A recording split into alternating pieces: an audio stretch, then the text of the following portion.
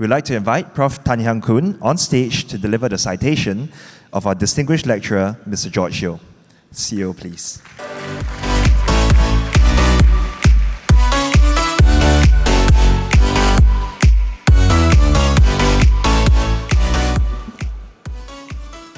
Very good evening, everyone. Mr. George Yeo has dedicated over 3 decades to public service and global business, navigating complex geopolitical landscapes and fostering international collaboration. Today, he continues to be a prominent voice in academia and international relations. His ability to synthesize complex global trends makes him a vital contributor to shaping contemporary discourse on the challenges and the opportunities of the future.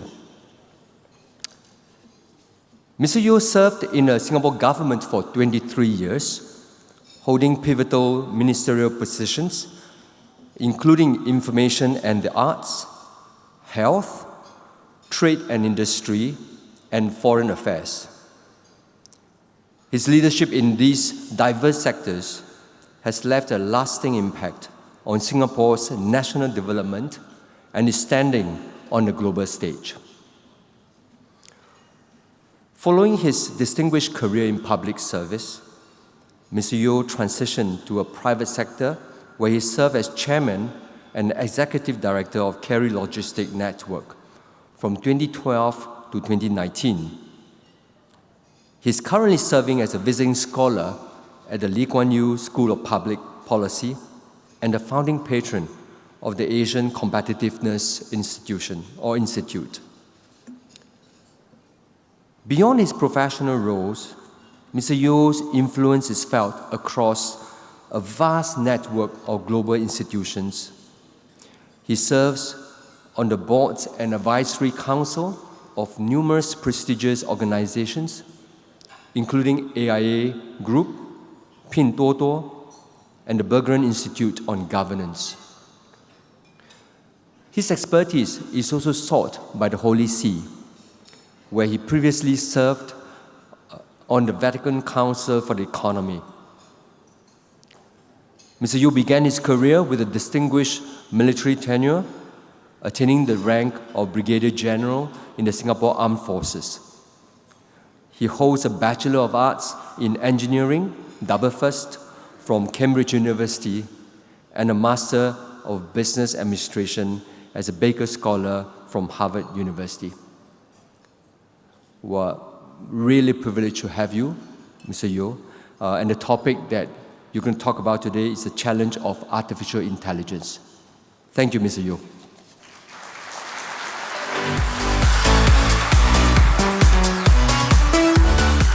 It is now our honor to invite Mr. Yeo up on stage to deliver the SGH formal lecture. Mr. Yeo, please.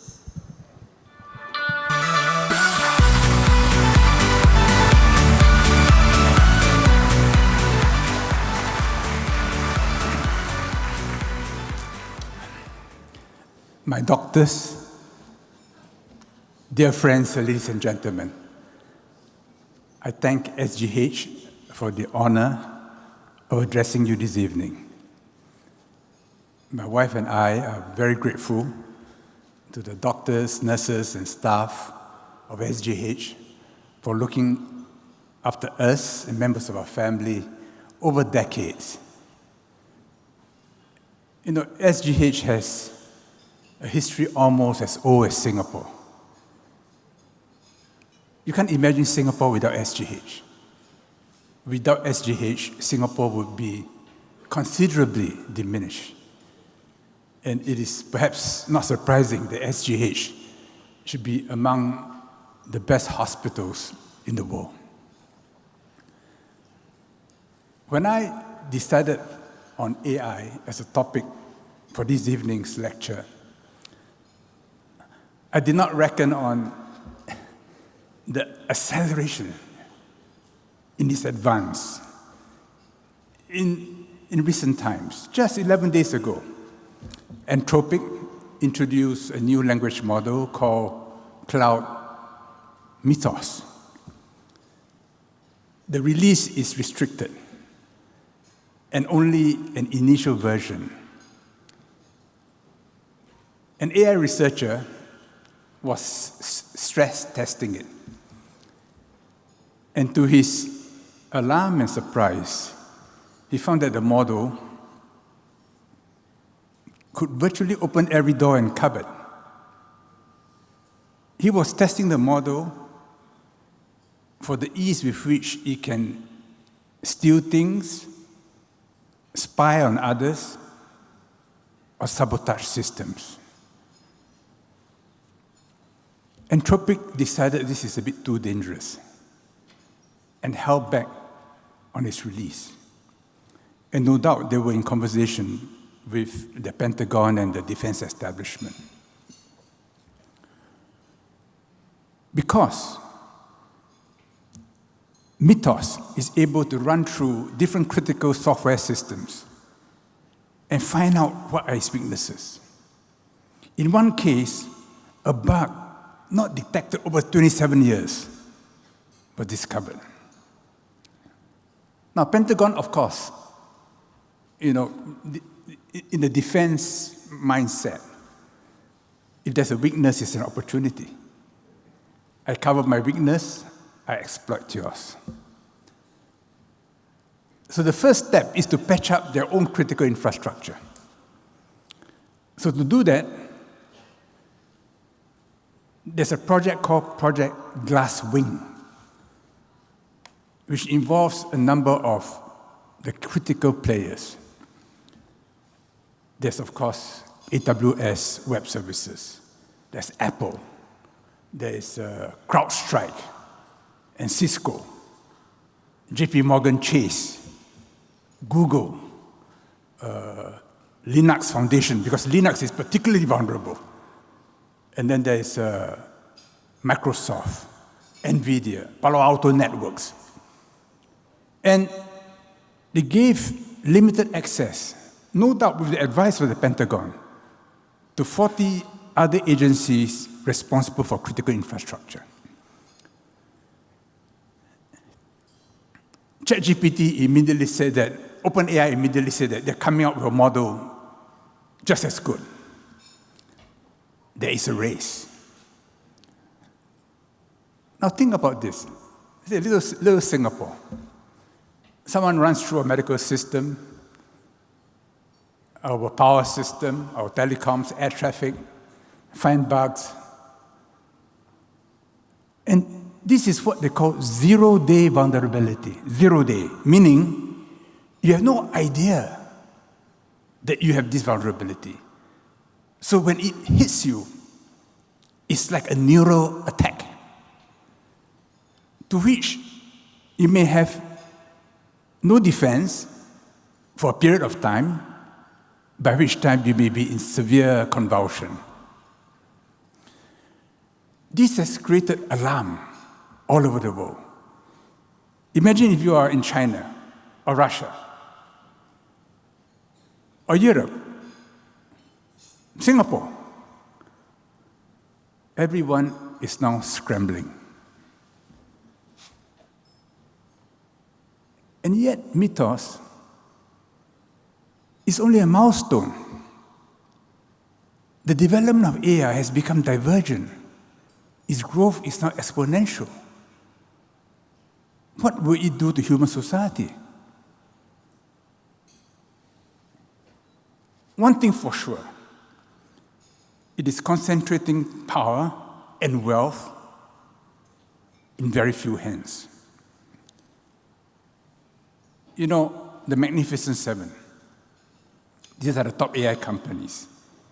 They already account for 1/3 of the New York Stock Exchange. The latest issue of The Economist, if you have seen it, it showed the new gods. There's, of course, Dario Amodei from Anthropic. There's Sam Altman from OpenAI. Then Mark Zuckerberg from Meta. Demis Hassabis from Google. And Elon Musk.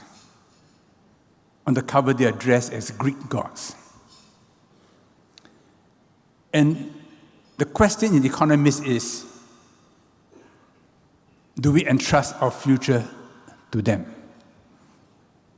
Now, each is a complex figure. Each is a colorful figure, motivated by money, of course, but more than money, by power, by fame, by vanity, and maybe by moral purposes. Maybe. You know, when Palantir was using cloud to conduct surveillance and to put into weapons systems, Dario Amodei said, no, we won't agree to this. You must put a human being in the loop. And we do not agree to the surveillance of American citizens, which means that the rest of us are fair game. Peter Hegseth, the Pentagon, was very angry with him. He says this has created a supply chain vulnerability and wanted to cut him out. No, there is a whiff of hubris. They are now able to track everybody, anytime, any place, in any situation. It began with the Ukraine war. And Silicon Valley was helping Zelensky because many of them had their roots in the Jewish period of emancipation. Who the Russian generals were, and they were picked off one at a time until the Russians were able to mount their response.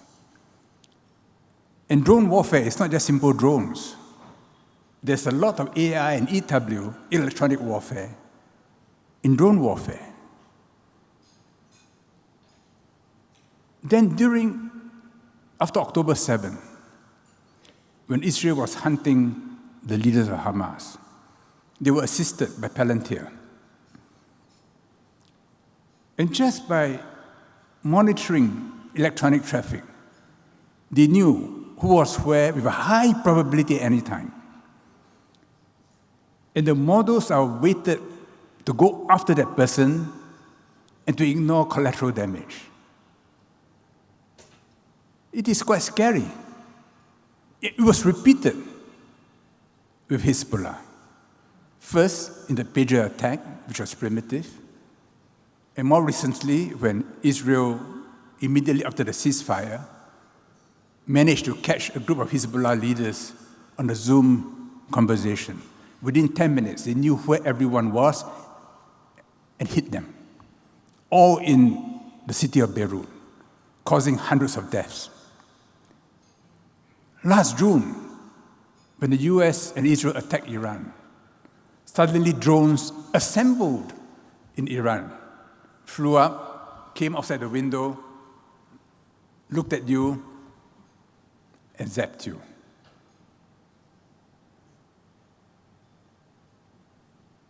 The Americans were so confident after their success in Venezuela, they thought they could repeat it in Iran a second time. And those of us who followed the operation in Venezuela, you have seen helicopters flying very low and unmolested, even though the Venezuelans had man-portable air defense systems. Selectively, they were either destroyed or paralyzed. Secret weapons were used to kill the Cuban guards. And Maduro and his wife were plucked out and sent to the US. And today, despite protestations to the contrary, Venezuela has to do everything America wants it to do.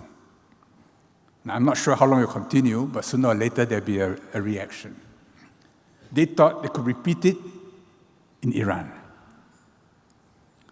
So knowing where everybody was, suddenly in a simultaneous attack involving thousands of targets, including Khamenei, the supreme leader, flipped the leadership and achieved regime change. But unfortunately for them, the Iranians, learning from last June, had already created a counter strategy where they decentralized their command. That even though you hit the brain, there is a mosaic distribution. Which means that when you're negotiating with them, it's equally difficult because there's no one brain to negotiate with. And the supreme leader, who was in his 80s, deciding that rather than cowering in some deep bunker, he would hold meetings in the open and was prepared to die, become a shaheed, a martyr.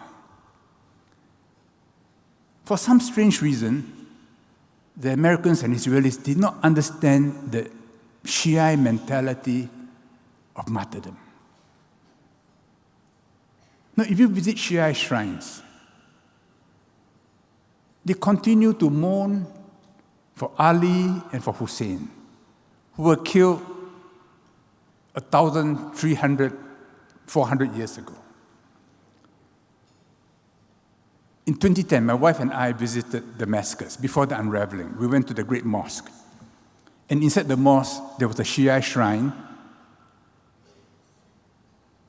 honoring the head of Hussein, the grandson of Prophet Muhammad, the son of Ali. He was killed in Karbala. The devotees there, divided into men and women, were still weeping. But when they saw that my wife was there, the men quickly parted like the Red Sea to allow my wife to accompany me to go right up to the railing, touch it, presumably to gain merit. Because they wanted us to get that blessing. So whether it is Nasrallah or Soleimani or Khamenei or Larijani or Sinwar, the Hamas leader, they've all become saints in the Shia pantheon. Or Sinwar is Sunni, but the others, Shia. So those of us who are Christians know, of the 12 apostles of Jesus Christ, apart from John, who had to look after the mother, all the 11 were martyred. And in the end, it was the blood of the martyrs which won for Christianity the Roman Empire. So by killing Khamenei,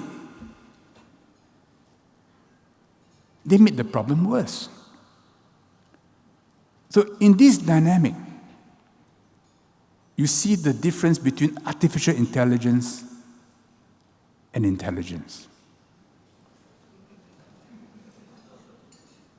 You know, when they were negotiating in Islamabad, the two leaders, the Speaker of the House and Araghchi, the Foreign Minister of Iran, they were afraid for their lives, even as they were negotiating, because previous negotiators were killed during negotiations. And even as negotiations had not finished, Washington Post, in an opinion piece, said, if they will not negotiate to our liking, let's kill them. Let's only leave alive those who are prepared to negotiate with us. So I was following Dr. Marandi's podcast. They were so worried. They left Islamabad surreptitiously. There were other decoy aeroplanes. They quickly landed in Mashhad. And from Mashhad, they returned back to Tehran by road and rail.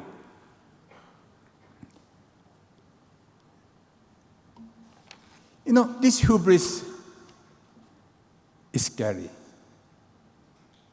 We would have remembered what Edward Snowden revealed.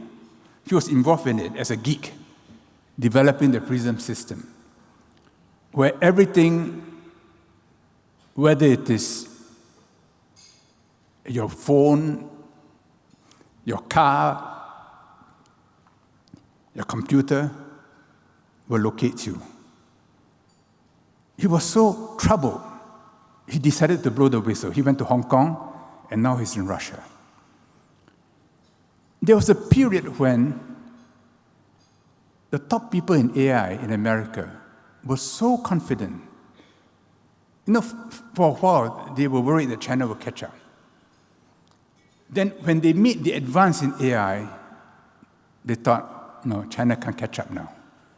Because in the AI stack, from infrastructure to hardware, software, applications, they dominated.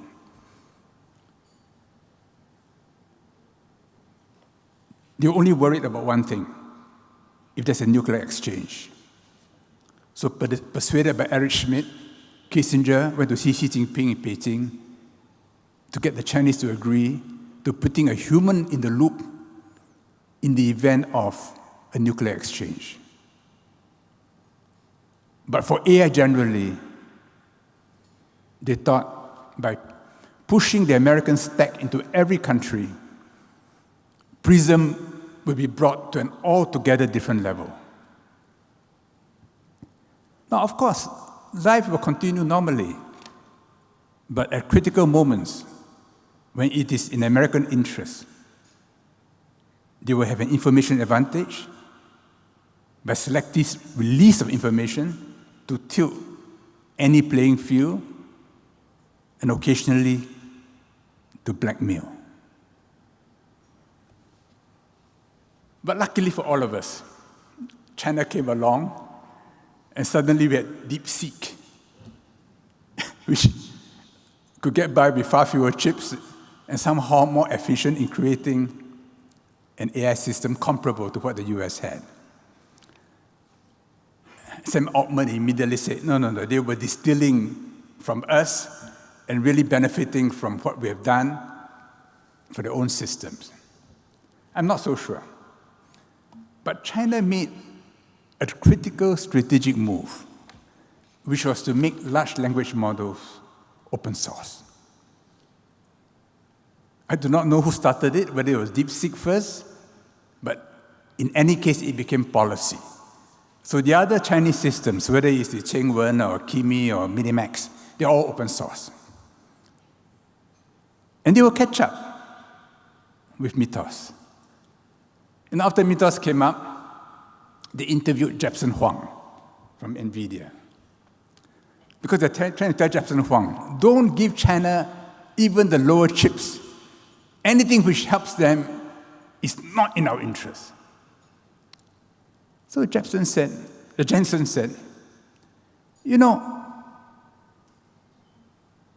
for the Chinese to do what Mythos does, they have more than enough compute capability today. So they will catch up. And he reminded them that in terms of AI publications, AI experts, there are many more in China than there are in the US. And even in the US, many of them are ethnic Chinese. And I was listening to this interview by Dikshwa Patel or something. By somebody else. The innuendo is that you are Chinese, so therefore you're talking about US and China working together. But you should not. Because the US must be ahead. And in the chips we have a chokehold. They're not realistic. China has many chokeholds on the US. I mean, imagine if China were to somehow blockade Taiwan, of this war, there'd be no NVIDIA chips. But China has alternatives. China's ability to choke the supply of NVIDIA chips is more potent than the Hormuz Straits, if it comes to it, because they have absolutely no alternative. And there are many critical minerals, materials, which China can deny to the US. So Jensen Huang was being realistic. In the end, is it really a fight to the finish between the US and China? And if there's a fight, can you win? So anyway, Trump says he's looking forward. He says Xi Jinping will welcome him.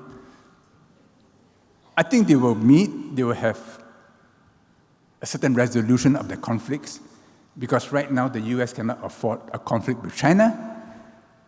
And China, having played certain cards like rare earths, have signaled to the US that it will not buckle, but at the same time, it will not escalate. And I hope that India will also become an AI center. 2 months ago, they had a big event in India about making India an AI power. It was not very well organized, so people laugh at it. But India has brain power. And sooner or later, you will get the chips. And sooner or later, you will learn from others, and you will develop the capabilities. So the diffusion of AI, which China has started, I think is good for the world. AI is not values-free. And those who control it can weigh in such a way as to influence all of us, sometimes in ways that we are not even conscious of. One day, I was in Tsinghua, and I returned home to Singapore via Ta Sing Airport, which is the new airport. It took an hour. So a Tsinghua undergraduate accompanied me. We were chatting. He said he has to use a VPN to access ChatGPT.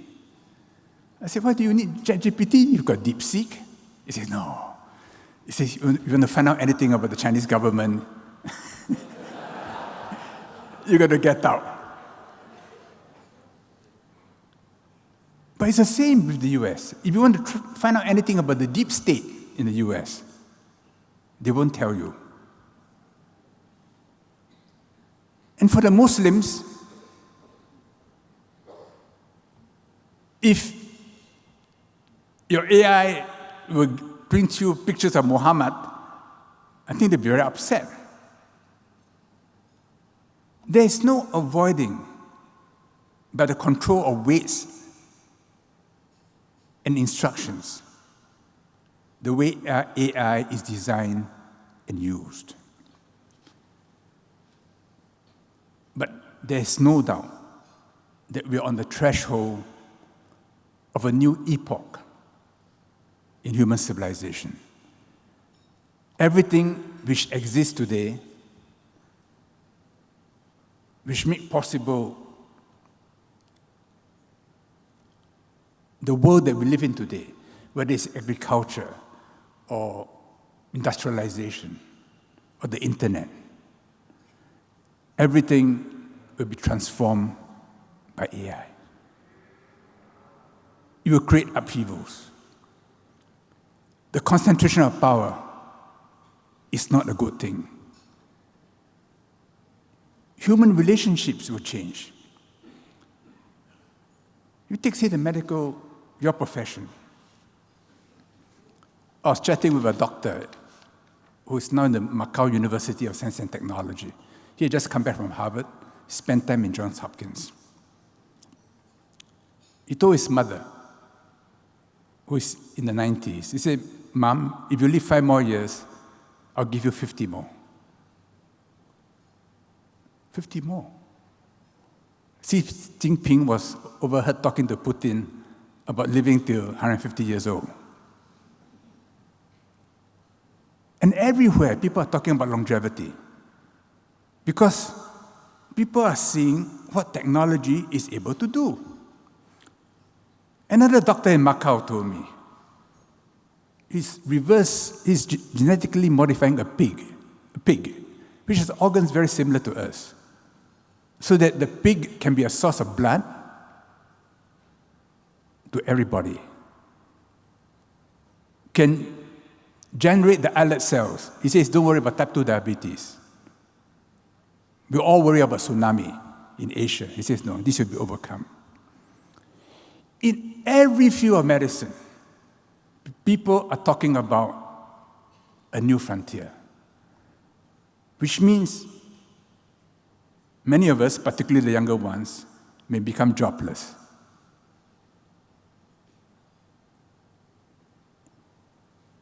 In a society, when unemployment grows and people see AI displacing their work and smashing their rice bowls, and a few people becoming wealthier and wealthier, the social stresses will inevitably build up. Which means, like in the 19th century, when industrialization created the revolt of socialism and communism, there will be, in every society, a reaction against the speed at which AI is disrupting normal society. And our experiences, our collective wisdom, are far behind the advances in technology. Our laws are far behind. I remember talking to Wong Tian-in, our eye doctor who's now in Tianjin, about 2 years ago. He said, for diagnosis of eye conditions, AI is superior to any eye doctor. Question is, if you don't use AI, are you culpable?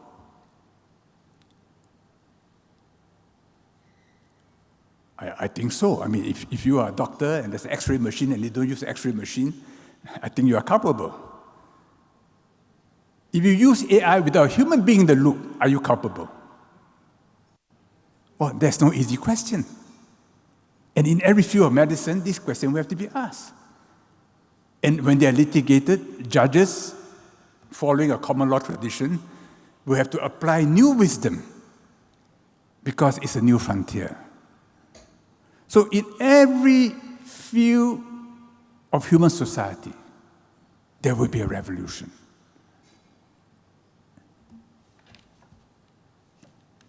These are dramatic times. Some society will be able to adapt, look after the weak, soften social stresses, take in the technology, improve productivity, surge ahead. Others will be quarreling among themselves. There'll be a Luddite reaction in many places, machine smashing of a new kind, and they'll be trapped in the past. So both between countries and within countries, we are going to see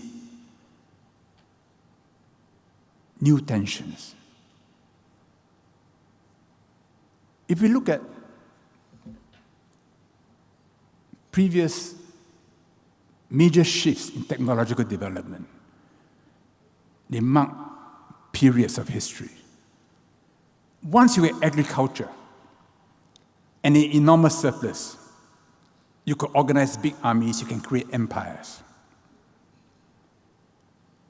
Once you had industrialization and the assembly line, you could kill and slaughter on an industrial scale. Today with AI, when it's applied to warfare, the horrors are unimaginable. I do not know whether you've read The Three-Body Problem. It's part of a trilogy. The second volume by Liu Cixing was on the dark forest. And it talked about a virus genetically engineered to kill a particular individual.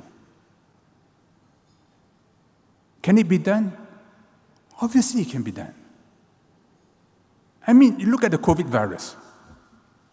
I think many of you would have read Jeffrey Sachs. He chaired the Lancet Commission on COVID.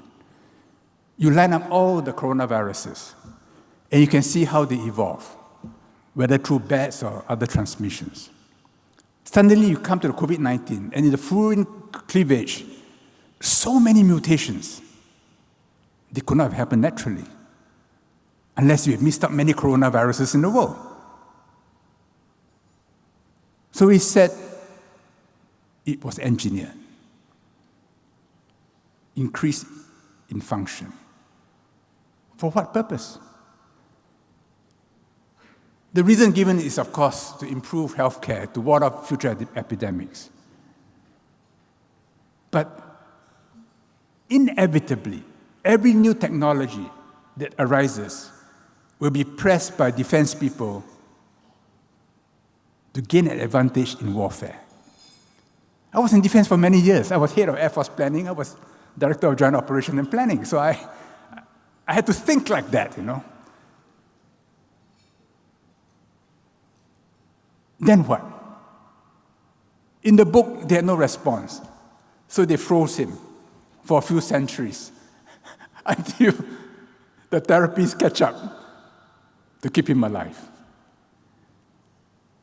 But that's science fiction. But that reality may soon be upon us. How do we respond?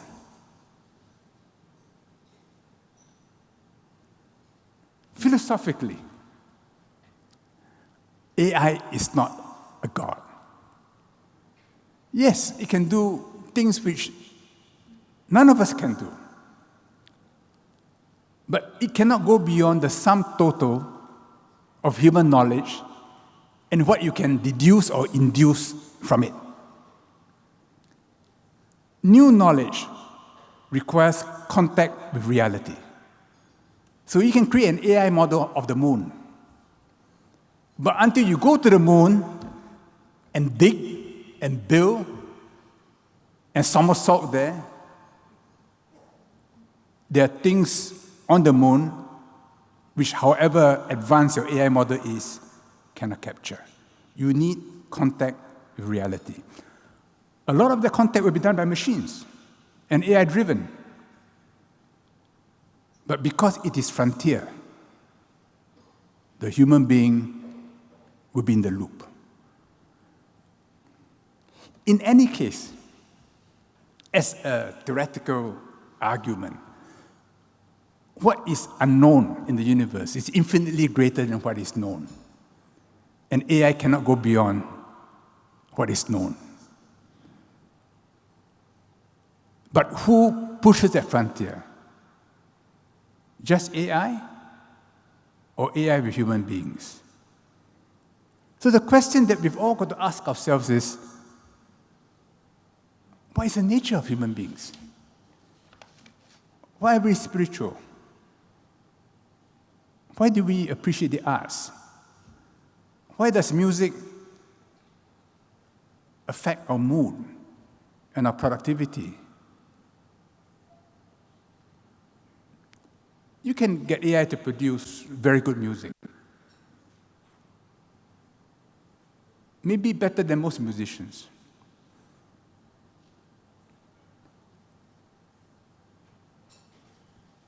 You can produce the best music, but when your own child plays a piece, and it's quite good, something magical takes place, because that child has become more human. They say now, and it's increasingly true, that you don't have to learn how to program. When I was at university, I learned Fortran. Some of you may have learned COBOL. All that is, forget it. There's no need to. I still keep my old engineering slide rule. I look at it, I said, yeah, it was interesting, but it has no place in today's curriculum. So learning computer languages may no longer be required. But what is the highest computer language? It is human languages. That is the highest computer language. And human language is not just instructions. Human language is poetry, it's literature, it's Shakespeare, and it's expressed differently in different languages. So when we talk about the education system, how to impart knowledge to the child, yes, we should not burden that child with formulas and so on, because all this he can access readily. But poetry, language, sensitivity. It's one thing to, say, give an instruction to your car. Open the window, it opens the window. But if you don't form complete sentences, it doesn't understand you. So if you speak perfectly, it knows what to do. If you speak in poetry, it'll be confused. But one day, if you want it to do subtle things, you may have to speak to it in poetry. And its responses may be equally subtle, and sometimes unexpected and surprising.